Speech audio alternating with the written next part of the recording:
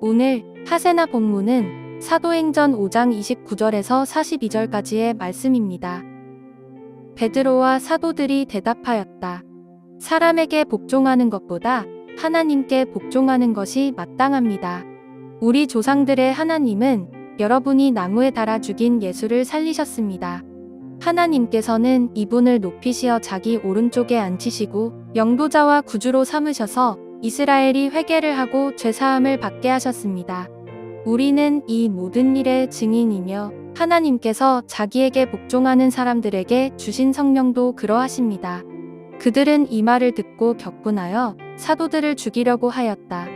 그런데 율법 교사로서 온 백성에게서 존경을 받는 가말리엘이라는 바리새파 사람이 의회 가운데서 일어나서 사도들을 잠깐 밖으로 내보내게 한 뒤에 의회원들에게 이렇게 말하였다. 이스라엘 동포 여러분, 여러분은 이 사람들을 어떻게 다룰지 조심하십시오.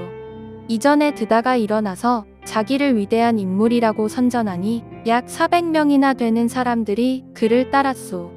그러나 그가 죽임을 당하니 그를 따르던 사람들은 모두 다 흩어져 없어지고 말았소. 그 뒤에 인구 조사를 할 때에 갈릴리 사람 유다가 일어나 백성들을 꿰어서 자기를 뒤따라 반란을 일으키게 한 일이 있소. 그도 죽으니 그를 따르던 사람들은 다 흩어지고 말았소. 그래서 지금 내가 여러분에게 말씀드리는 바는 이것이오. 이 사람들에게서 손을 떼고 이들을 그대로 내버려 두시오. 이 사람들의 이 계획이나 활동이 사람에게서 난 것이면 망할 것이요. 하나님에게서 난 것이면 여러분은 그것을 없애버릴 수 없소. 도리어 여러분이 하나님을 대적하는 자가 될까봐 두렵소. 그들은 그의 말을 옳게 여겼다. 그리하여 그들은 사도들을 불러다가 때린 뒤에 예수의 이름으로 말하지 말라고 명령하고서 놓아주었다.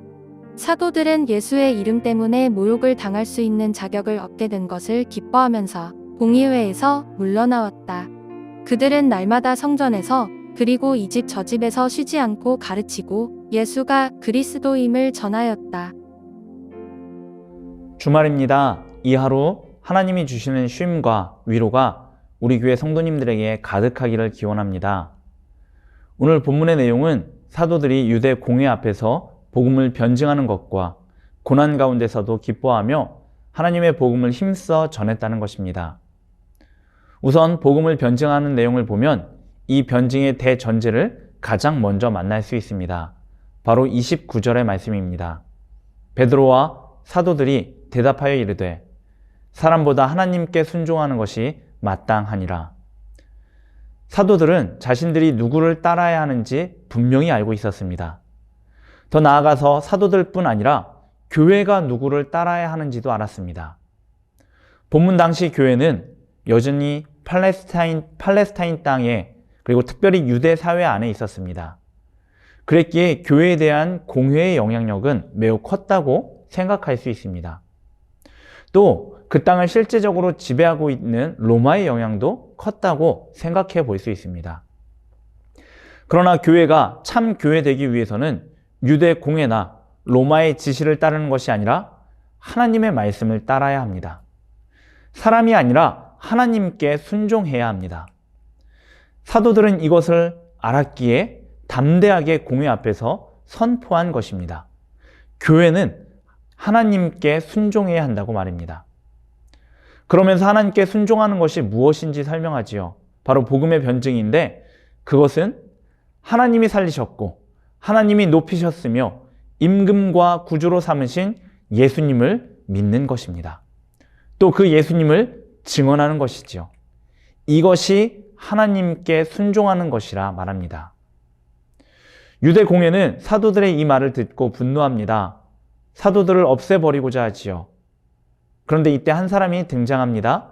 그는 사도 바울의 선생인 가말리엘로 율법 교사인데 그는 과거 드다와 유다의 사건을 언급하며 만약 사도들의 일이 하나님에게서 난 것이 아니면 드다와 유다처럼 망할 것이지만 반대로 하나님께로부터 난 일이라면 자신들이 하나님을 대적하는 자들이 될 수 있다고 조언합니다. 이 조언으로 유대의 공회는 사도들을 없애는 것은 자중하게 됩니다. 다만 자신들의 기분을 풀고 계속해서 사도들의 활동을 제한하고자 채찍질하고 위협하며 놓아주게 됩니다. 그러나 사도들은 이런 일에 꿈쩍도 하지 않지요. 그들은 오히려 예수님의 이름으로 고난받는 것을 기뻐하며 공회를 떠나 성전과 집에서 예수님을 그리스도라 가르치고 전합니다. 자, 이것이 오늘 본문의 내용인데 이것을 통해 우리는 바르고 건강한 교회가 되는 두 가지 요소를 보게 됩니다. 하나는 교회의 주인이 오직 하나님이 되신다는 것입니다. 이것은 앞서 본 베드로와 사도들의 고백을 통해서 확인됩니다. 사람보다 하나님께 순종하는 것이 마땅하니라. 오늘날 이 말씀에 비춰볼 때 참 부끄러운 교회가 많습니다. 목사나 장로나 집사나 권사에게 순종하는 교회가 많기 때문입니다. 그런 곳은 하나님의 뜻이 이루어지는 곳이 아니라 힘있고 돈 많고 높은 자리에 앉아있고 영향력이 큰 사람의 뜻이 이루어지는 곳입니다. 교회는 아니라는 것이죠. 따라서 교회가 교회되기 위해서는 하나님이 주인 되셔야 합니다.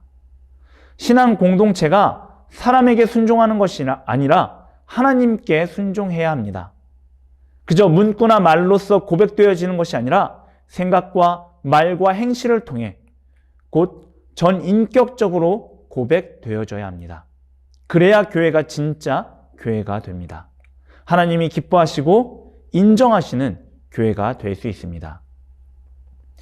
교회가 참 교회 되기 위한 또 하나의 요소는 교회 안에서 예수님만이 그리스도라는 가르침이 선포되어야 한다는 것입니다.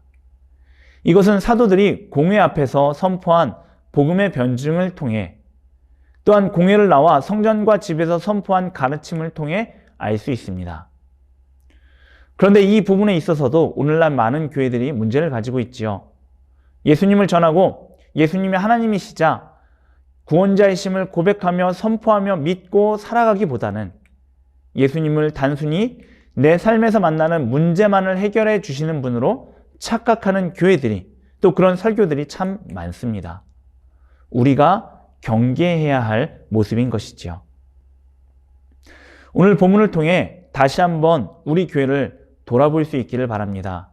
그래서 우리의 말과 문구뿐 아니라 실제적인 삶으로도 하나님을 우리 교회의 주인으로 고백할 수 있으면 좋겠습니다.